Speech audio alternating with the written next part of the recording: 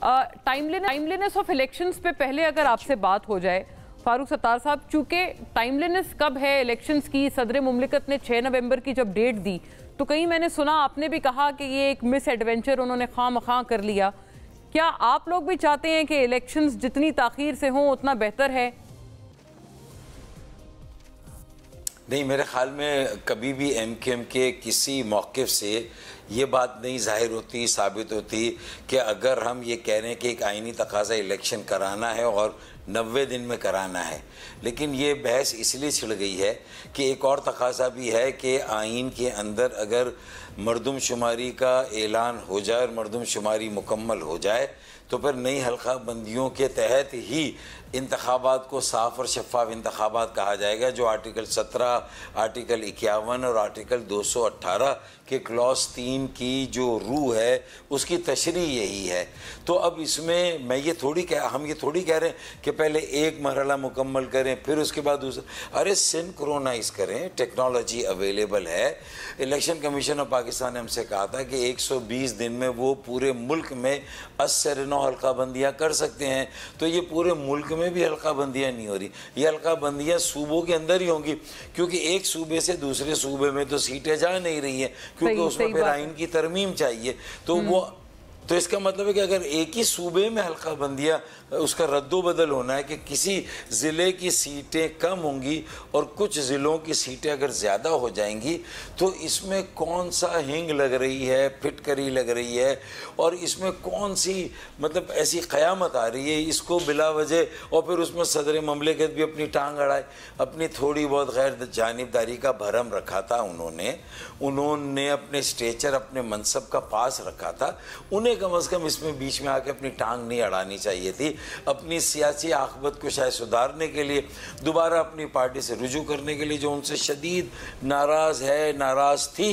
अरे नाराज है तो आप बहुत बड़ा इंकिशाफ कर रहे हैं फारूक भाई, हमें तो नहीं पता कि उनकी पार्टी उनसे नाराज है। देखें, मेरी ये बड़ी मतलब इत्तलात हैं कि उनकी पार्टी उनसे नाराज़ थी, कि नाराज़ है कि उन्हें भी उस वक्त शायद जब सबको इस्तीफ़ा देने के लिए कहा गया था तो कहीं उनको भी पैगाम गया था, उन्होंने नहीं दिया।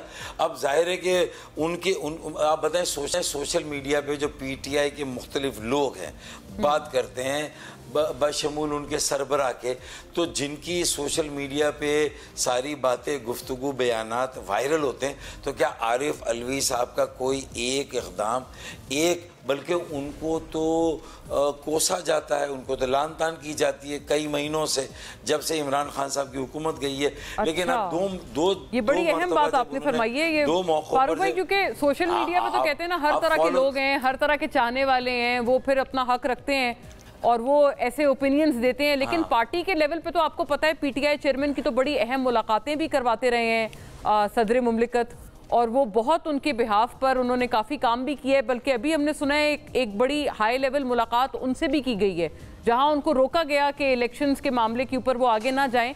फिर भी वो कहते हैं वो अपने तौर पर उन्होंने एक खुद मुख्तारी का मुजाहरा किया कि उन्होंने डेट दे दी। देखें, खुद मुख्तारी का मुजाहरा करना था तो बहुत से मौके और थे।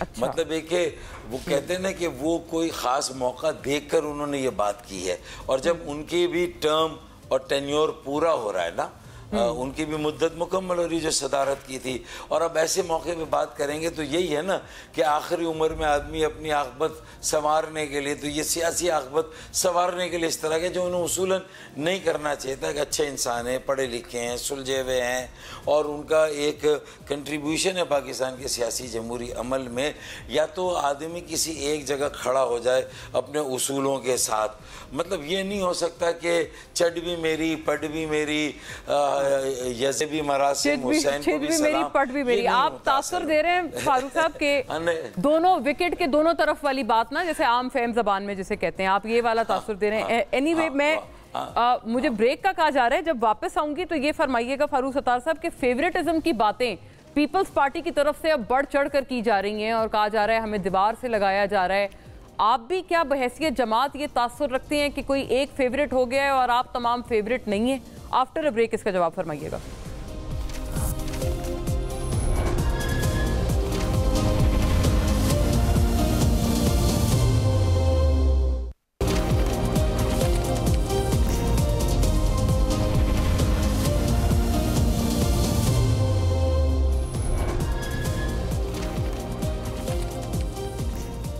वेलकम बैक नाजरीन। डॉक्टर फारूक सत्तार हमारे साथ हैं और वही कंटिन्यू करती हूँ बात जो मैंने ब्रेक से पहले अर्ज किया था सवाल।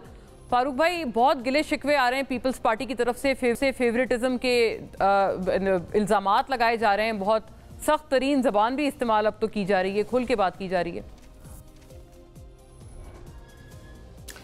मेरे ख्याल में चूँकि बड़ी जमातों की लड़ाई है और अगर ये इतनी पुरानी लड़ाई है और इतना पुराना शिकवा और गिला है कि 2008 के इलेक्शन में तो मोहतरमा बेनज़ीर भुट्टो की शहादत के बाद यूसुफ रज़ा गिलानी साहब की हुकूमत आ गई थी, पाकिस्तान पीपल्स पार्टी आ गई थी और इतनी गाड़ी छन रही थी पीपल्स पार्टी और PMLN में, और ताज़ा उन्होंने लंदन में चार्टर ऑफ डेमोक्रेसी भी किया था, एक कुल जमाती कॉन्फ्रेंस भी की थी।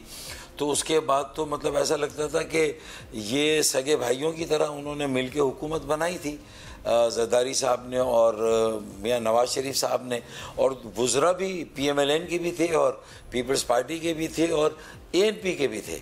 तो अगर वहाँ मतलब ये सफ़र शुरू किया और उसके बाद फिर PMLN को अलग होना पड़ा, तो पहली नाराज़गी और पहला छिपा तो PMLN का था। पीपल्स पार्टी के वो उनकी हुकूमत से अलग हो गए।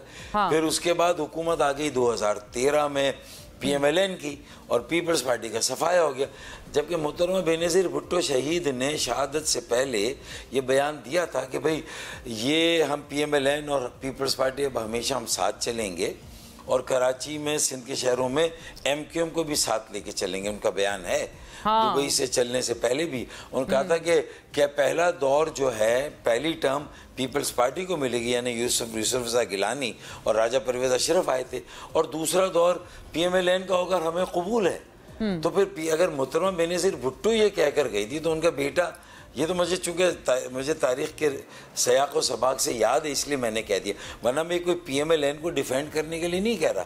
मतलब आपने तो बल्कि अपना भी तस्करा कर डाला फारूक भाई, आपने कहा कि आपको भी साथ लेकर चलने की बात हुई थी, तो आपको अब साथ लेकर चला जाएगा क्योंकि अब जरदारी साहब को कमान दे दी गई है तमाम फैसलों की आज की CEC मीटिंग के बाद।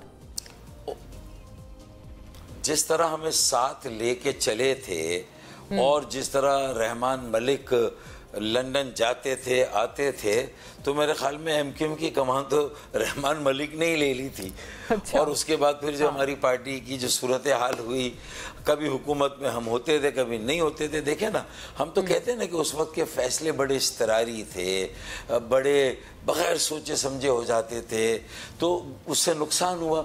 और वहीं से ये जो हमारी डाउनफॉल थी, हमारा डाउनफॉल वो वहीं से शुरू, हम तो मानते हैं। आप क्या आइडेंटिफाई करते हैं वैसे फारूक साहब, आपका डाउनफॉल कब से शुरू हुआ?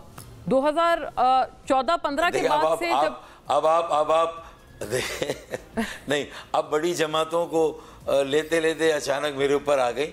मेरे ख्याल में देखे, मैं तो कह रहा हूँ कि हमने हमारी भी, लेकिन हमारे खिलाफ साजिशों का सिलसिला भी था, हमारे खिलाफ बाकायदा हमें कमज़ोर करने की और हमें ज़मीं बोझ करने की साजिशें मुसलसल चल रही थी। अच्छा। और उसमें फिर हमने भी गलतियां की तो हमारे मुखालफिन का काम आसान हो गया। और 2010 से मुझे लगता है कि शायद, और जो मुशर्रफ साहब के दौर में जो हमने कामयाबियां हासिल की, जो मेयर ने हमारे डिलीवर किया, पार्टी ने डिलीवर किया, तो वहीं पर पार्टी में कुछ खराबियाँ भी आ गई थी।